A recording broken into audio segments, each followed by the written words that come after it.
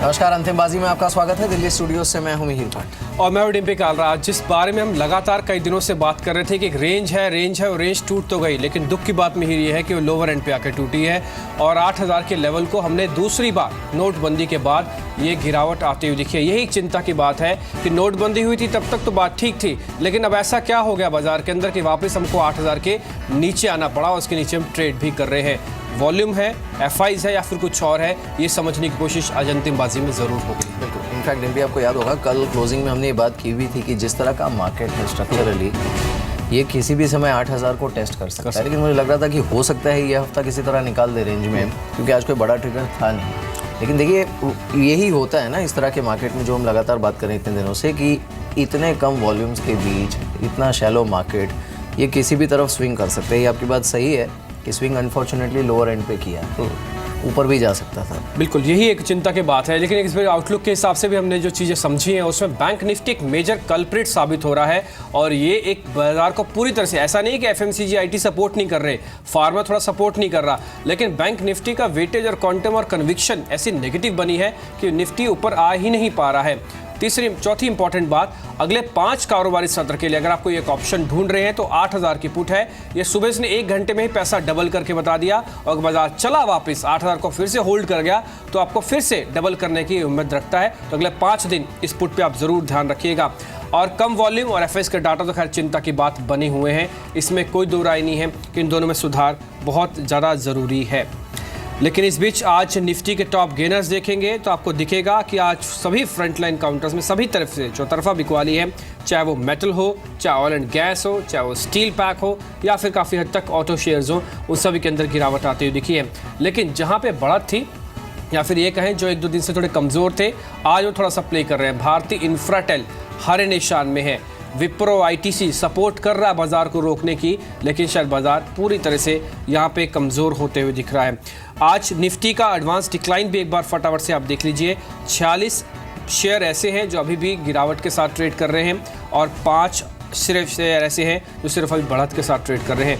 नताशा इस बीच हमारे साथ जुड़ चुके हैं, उनसे एक फंडामेंटल व्यू लेंगे और साथ ही निपुण मेहता भी हमारे साथ जुड़े हैं, उनसे भी हम समझेंगे कि आखिरकार इस मार्केट में करना क्या है।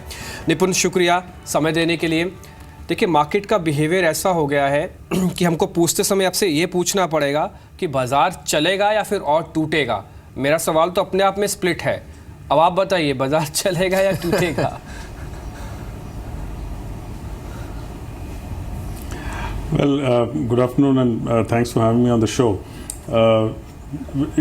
जिस तरह से एक year and low volume movement हम और सॉर्ट ऑफ सेल ऑफ देखते आ रहे हैं, उसमें एक prominent factor the fact that there are no triggers एक फैक्टर है, लेकिन जो एफआई सेलिंग का रिलेंटलेस सेलिंग रहा है, ये एक बहुत बड़ा फैक्टर रहा है। और हमने क्लियरली देखा है कि pre US elections and post US elections जिस तरह से वहाँ पे इंटरेस्ट रेट मूवमेंट हुआ है और उसकी वजह से जो इंटरेस्ट रेट आर्बिट्राज जो था वो कम हुआ है और उसकी वजह से जो डेट मार्केट में से भारत में से पैसा गया है या इमर्जिंग मार्केट्स में से पैसा गया है, उसी तरह हम अपॉर्चुनिटी के पॉइंट ऑफ व्यू से इक्विटी मार्केट्स में से भी एफआईएस का सिग्निफिकेंट सेलिंग देख रहे हैं, नॉट जस्ट इंडियन मार्केट्स लेकिन पूरे इमर्जिंग मार्केट्स में से।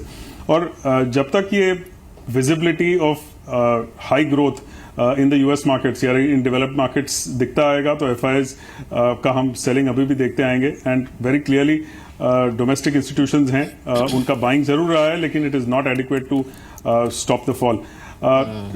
जो इम्पैक्ट डिमोनेटाइजेशन का हुआ है उसका because of lack of any management commentary या बिकॉज ऑफ कॉन्स्टेंट चेंजेस और change announcements by reserve bank, उसकी वजह से एक एग्जैक्ट इम्पैक्ट या फिर एग्जैक्ट टर्न अराउंड की लिक्विडिटी कब आएगी कि in the hands of the public, इसका एक इम्पैक्ट जो रिवर्स इम्पैक्ट किस तरह से आएगा, इसकी कोई विजिबिलिटी नहीं दिख रही है। तो ये एक तीसरा कारण है जिसकी वजह से हम एक कांस्टेंट सेल ऑफ देखते आ रहे हैं। Any one of these showing up कि आइदर मैनेजमेंट कमेंट्री में बदलाव आता है, which I don't see coming very quickly, या फिर जो एक पब्लिक हाथ में लिक्विडिटी आती है और अगर एक फुटफॉल्स किसी तरह से शुरू होते हैं तो एक पॉजिटिव ट्रिगर रहेगा। Other than that I think that FI selling, relentless FI selling is something that is going to constantly act as pressure on the market. आज इनफैक्ट एक बार देख लेते हैं फिर से टर्नओवर, और उसके बाद फॉरेन मार्केट्स को भी देखेंगे। लेकिन आप टर्नओवर देखिए आज ये हल्का सा कॉज ऑफ कंसर्न है। अभी बाजार बंद होने में ऑलमोस्ट 1 घंटा बाकी है, लेकिन 3 लाख करोड़ के ऊपर है वॉल्यूम। पिछले कई दिनों से हम देख रहे हैं कि मार्केट का जो ट्रेंड रहा है वो 2.5-3 लाख करोड़ तो करते करते थक जाता है मार्केट। आज अनफॉर्चुनेटली मार्केट गिरा, और ये जो वॉल्यूम्स भी इनफैक्ट बढ़े हैं ना, वो एक्चुअली गिरावट में बढ़े हैं वॉल्यूम्स। आज का डेटा भी देखना होगा कैसा आता है, बट ये बहुत अच्छी साइन नहीं होती है अगर वॉल्यूम्स के बीच मार्केट गिरता है। आप पिछले 10 दिन का एवरेज निकाल कर देखिए, और उसके बाद अब जहाँ जाके रुका है मार्केट 8,000 के नीचे, ये this is not a great way to end a year जिसमें वैसे भी आपकी रिटर्न जो है वो 2% पर भी नहीं बैठ रही है। एंड निपुण इन अ सिनारियो जहाँ पे फेड बार बार ये कह रहा है कि next year they intend to hike rates by at least 3 times। अब होगा नहीं होगा, दैट्स अ डिफरेंट डिबेट। और यहाँ पे आरबीआई ने किल कर दी visibility in terms of rate cut. ये बहुत अच्छा सेटअप एटलीस्ट इस समय तो नहीं लग रहा है टू राइड इन टू 2017। बिल्कुल, आई थिंक जो जैसे मैंने पहले कहा, जो इंटरेस्ट रेट आर्बिट्राज था उसकी वजह से जो पैसे आ रहे थे वो एक वापस निकल रहे हैं। डॉलर की जो स्ट्रेंथ है, clearly coming out of positive expectations of the US government and the US economy, इसकी वजह से एक नॉट जस्ट ग्लोबल करेंसीज पे बट भारतीय करेंसी पे भी इसका एक प्रेशर रहता है। और अगर पोस्ट करेंसी रिटर्न्स अगर देखते हैं, एक्सचेंज रेट फ्लक्चुएशंस के बाद के जो एफआईआईज के रिटर्न्स देखते हैं तो बहुत नेग्लिजिबल हो जाते हैं given the kind of strength of the dollar and depreciation of the rupee that we have seen. तो इसकी वजह से I think when you are moving towards closer to 2.7-2.8% जो ट्रेजरी यील्ड्स हैं यूएस में, और ये यूएस डॉलर डिनोमिनेटेड हो जाते हैं, उसमें करेंसी रिस्क नहीं रहता है, तो क्लियरली उस तरफ पैसा जाने का एक रिस्क ऑफ ट्रेड हो जाता है। इमर्जिंग मार्केट्स में से इसी वजह से हम एक सिग्निफिकेंट आउटफ्लो, जब तक ये स्ट्रेंथ यूएस गवर्नमेंट में, यूएस इकोनॉमी में दिखती आएगी तो एक आउटफ्लोज इमर्जिंग मार्केट्स में से क्लियरली हम देखते आएंगे। And that's going to act as pressure unless कोई एक मेजर रिफॉर्म्स अनाउंसमेंट्स आ जाते हैं। Probably in the first week of January हम शायद कुछ गवर्नमेंट की तरफ से और अनाउंसमेंट सुनेंगे, उसका क्या इम्पैक्ट पड़ता है। So all of those are going to act as potential positive triggers that are there. लेकिन जब तक एफआई सेलिंग रहती है, I think that's going to be predominant in terms of market direction. Amir, एक जब वॉल्यूम की आप बात बोल रहे थे ना, इस वॉल्यूम के साथ एक और कंसर्न हमारा भी है जो कि एफ एंड ओ भी ट्रैक कर रहे हैं। उसमें ये होता है कि इस बार का ना रोल ओवर का आपका डाटा बड़ा इंपॉर्टेंट हो जाएगा। और अब सब तक रोल ओवर का जो डाटा हमने पिछली एक्सपायरी में भी देखा था वो हमको इंटरेस्टिंग नहीं मिला था। उसमें शॉर्ट्स के साथ कैरी करके गए थे, जो इस सीरीज़ में हम देख पा रहे हैं पूरी दिसंबर सीरीज़ में। और इस बार के जब हम एक्सपायरी है उसमें अगर हम 8,000 का लेवल तोड़ दें, 3 लाख करोड़ से ज़्यादा का वॉल्यूम मिल जाए हमको, और हम एक्सपायरी की तरफ अप्रोच कर जाएँ, तो एक अच्छा साइन नहीं है, क्योंकि मार्केट रोल ओवर के बेसिस पर भी ये समझना चाहेगा कि अगले महीने की दिशा कैसे रह सकती है, जो कि फेड और थोड़ी लैक लस्टर रहने वाली है। ये भी कम से कम आप इस लेवल के साथ जोड़ सकते हैं। लेकिन नताशा, एक चीज़ समझें आप, हर बार हम एक बात बोलते हैं कि कुछ एक सेक्टर्स हमको चुनना चाहिए जिसमें डिफेंसिव फार्मा भी है, लेकिन फार्मा में तो सन फार्मा भी है ना, जो 52 वीक लो को तोड़ रहा है, 800-900 से टूट के अब 600 के लेवल को भी तोड़ रहा है। लेकिन इसी सन फार्मा में ग्लेनमार्क भी है जो कि अच्छा इनोवेशन कर रहा है, और उसकी एक इनोवेशन पॉलिसी भी आई है, वो अगले 10 साल के लिए अच्छा एक्सपेंड करेगा अपने तीनों वर्टिकल्स में।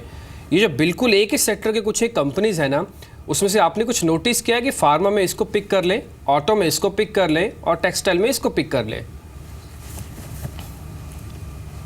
डिम्पी, आपने बिल्कुल ठीक बोला कि सारे स्टॉक्स हर सेक्टर के ठीक नहीं होते हैं। That is why your approach of trying to look at fundamentally strong stocks becomes even more relevant and even more important.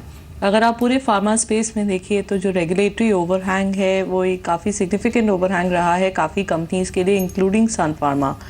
लेकिन इस समय जो ज़रूरी है वो ये देखना ज़रूरी है कि किन कंपनीज़ को FDA अप्रूवल्स मिले हैं रीसेंट पास में, जिससे कि उनको वो डेल्टा ग्रोथ मिल सकती है आगे जाके।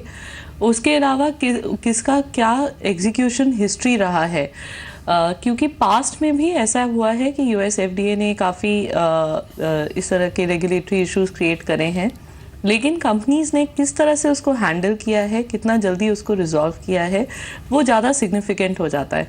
That's why it's best to take a stock specific approach rather than taking a sector specific approach, even within the same sector, even within a defensive sector. हम लोग को within the defensive space, pharma space में Aurobindo Pharma अच्छा लग रहा है, despite the fact कि company को अभी रिसेंटली एक US FDA वार्निंग मिली है. लेकिन अगर आप उसका पास्ट में देखिए, जब अक्टूबर में भी एक सिमिलर वार्निंग मिली थी तो कंपनी के रेवेन्यूज़ पे कोई इम्पैक्ट नहीं आया था. कंपनी ने रेमेडियल एक्शन ठीक से लिया था, जिसकी वजह से कि जो प्रॉब्लम थी वो रिजॉल्व हो गई थी. तो it is very important to look at the execution history and the track record in such cases, and with in the space we still like Auro Pharma. बिल्कुल. चलिए, इस बीच 7986 पर निफ्टी 8000 के नीचे ही बना हुआ है. आप किसी भी पैरामीटर से देखिए, एडवांस डिक्लाइन को देखिए तो ये भी बहुत वीक, आई मीन स्ट्रक्चरली बहुत बहुत बहुत कमज़ोर. 220 काउंटर्स बढ़त में, लेकिन नुकसान वाले काउंटर्स की संख्या 1300 के पार. ऊपर से हमने देखा टर्नओवर और FNO का डेटा जो बता रहे थे डिम्पी, वो, और इन सब के बीच आप इंटरनेशनल मार्केट्स को देखिए. एज ऑलवेज़, क्योंकि ये साल के आखिरी हफ्ते में हम एंटर करने जा रहे हैं, तो वहाँ पर तो वैसे ही बड़ा थिन हो जाता है ट्रेड, जो कि देखने को भी मिल रहा है आपको. सो आई मीन अब देखिए, एक एक दो पॉइंट की मूवमेंट. मुझे एक्चुअली समझ में नहीं आता कि यहाँ पे तो ये चाहे तो मार्केट बंद भी रख सकते हैं, because virtually half the Europe and US virtually shuts down Christmas season में. लेकिन इंडियन मार्केट्स जैसे हैं, एक्चुअली यहाँ पर भी ऐसा कर दे तो कोई ज़्यादा बुरा नहीं होगा. वैसे मेरी बंद ही है, क्योंकि जिन्होंने पहले निवेश किया वो तो बेचारे बैठे ही हैं, उनकी दुकान सिर्फ वैसे ही बंद है, वो तो देख ही रहे हैं सिर्फ. निपुण, ये कब तक हम देखते रहेंगे मार्केट को ऐसे ही, या फिर एक और चीज़ जो हमने इसमें थोड़ा सा इंडियन मार्केट में एटलीस्ट हमको थोड़ा ज़्यादा नोटिस हो रहा है, वो ये कि यहाँ पे ना छोटे मझोले जो थीम बेस्ड शेयर है ना, उनमें बड़ा अच्छा मोमेंटम मिल रहा है. आप लिकर देखिए, पेपर देखिए, शुगर देखिए, इन सब के अंदर मार्केट को बिल्कुल अगेंस्ट उसके खड़ा कर दीजिए. आपको समझ में आएगा कि हाँ, यहाँ पे कहीं ना कहीं कुछ हो रहा है. हो सकता है कॉमोडिटी बेस्ड हो, इसलिए ऐसा हो रहा हो, या मैं ठीक बोल रहा हूँ आपके सामने?